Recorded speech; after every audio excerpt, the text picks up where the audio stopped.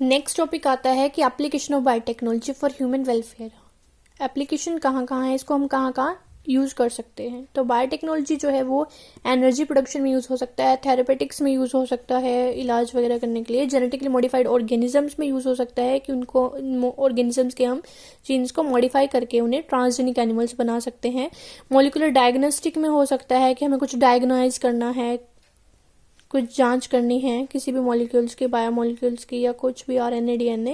Next है processed food items बना सकते हैं हम, बायो रेमेडिएशंस कर सकते हैं। बायो रेमेडिएशन मीन्स लाइक जैसे अगर कोई सी वाटर है उसके ऊपर अगर ऑयल स्पिल्स है, मतलब जैसे विशाखापट्टनम में है कि वहाँ पे समुद्री जहाज आते हैं तो कुछ जो ऑयल ड्रॉप्स होती है वो पानी के ऊपर गिर जाती है।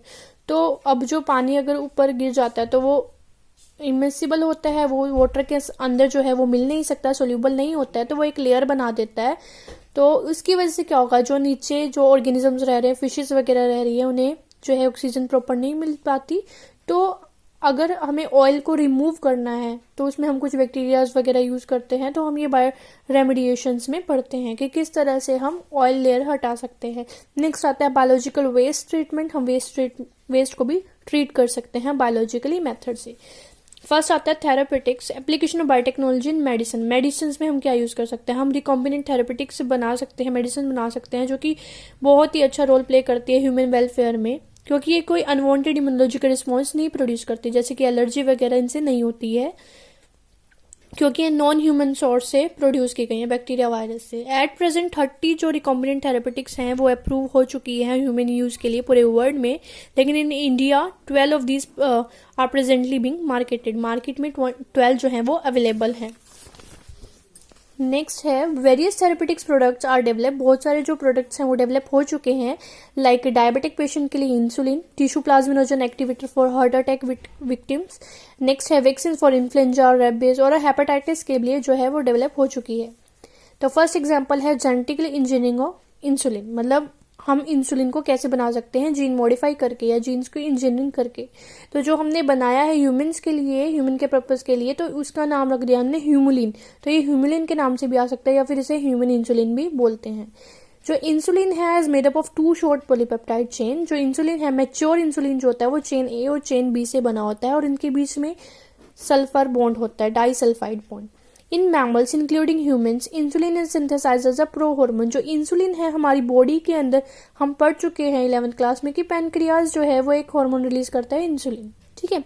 तो ये प्रो हार्मोन होता है। प्रो हार्मोन मतलब प्रो इनएक्टिव, इनएक्टिव फॉर्म में होता है, जिसके अंदर एक्स्ट्रा स्ट्रेच भी होता है। जब ये इनएक्टिव फॉर्म में होगा तो क्या होगा, चेन ए भी है, चेन बी भी है और दोनों डाइसल्फर से बॉन्ड से जो है वो जुड़े हुए हैं, लेकिन इसके अंदर एक एक्स्ट्रा स्ट्रेच भी है जिसे हम बोलते हैं चेन सी। लेकिन ये इस स्टेज में क्या है, प्रो फॉर्म में है। प्रो मतलब इंसुलिन जो है वो इनएक्टिव फॉर्म में है, लेकिन जैसे ये मैच्योर होता है तो जो ये सी स्ट्रेच है वो इससे अलग हो जाता है, फ्री हो जाता है C peptide, and chain A और चेन बी रह जाती है।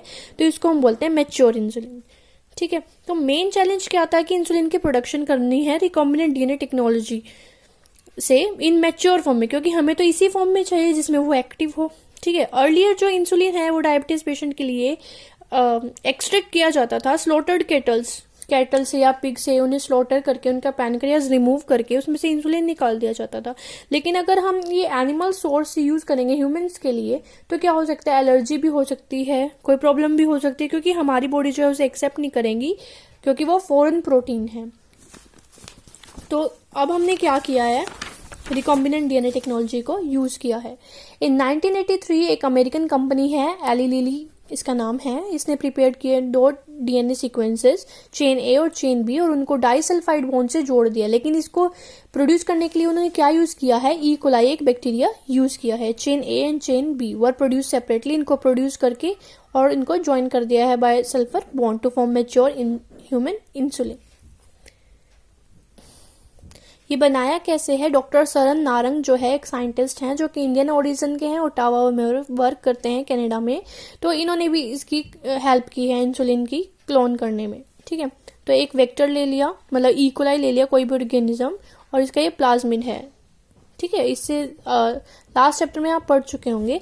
नेक्स्ट एक हमने ले ली ह्यूमन सेल और यहाँ से जीन ले लिया, इसको रेस्ट्रिक्शन एंजाइम से कट कराया, इसे भी और इसे भी, इसमें से स्पेसिफिक सीक्वेंस ले ली, फिर दोनों को बाइंड कर दिया लाइगेज एंजाइम की हेल्प से, और ये हमारा रिकॉम्बिनेंट डीएनए बन गया, और इसको किसी बैक्टीरिया बॉडी के अंदर इंट्रोड्यूस कर दिया। हम बैक्टीरिया ही क्यों यूज करते हैं, क्योंकि बैक्टीरिया में हमें इजिली रिजल्ट मिल जाते हैं, क्योंकि बैक्टीरिया ई कोलाई जो मेनली है वो यूज किया जाता है, क्योंकि वो 20 मिनट्स उसका रेप्लिकेशन टाइम होता है, तो हमें 20 मिनट्स बाद ही कॉपीज मिल जाती हैं, उसकी नेक्स्ट जनरेशन आ जाती है। अगर हमें कोई भी चेंज करना है, कोई प्रोडक्ट बनाना है, तो हम इजिली 20 मिनट्स बाद रिजल्ट देख सकते हैं। और अगर ह्यूमन के केस में अगर हम कोई चाहिए, अगर कोई रिजल्ट देखना है, तो हमें 9 मंथ्स तक वेट करना पड़ेगा। इसीलिए हम जो है ई कोलाई यूज करते हैं, ज़्यादातर बैक्टीरिया वगैरह यही सब करते हैं हम एक्सपेरिमेंट में यूज। ठीक है, तो हमने ये जो है होस्ट के अंदर इंट्रोड्यूस कर दिया। वहाँ पे क्या होगी, इसकी मल्टीप्लिकेशन होगी, क्योंकि बैक्टीरिया भी मल्टीप्लाई करेगा, और इस तरह से हमें इंसुलिन जो है वो रिकॉम्बिनेंट इंसुलिन मिल जाएगा लार्ज स्केल पे, जिसको हम यूज कर सकते हैं वैक्सीन बनाने के लिए।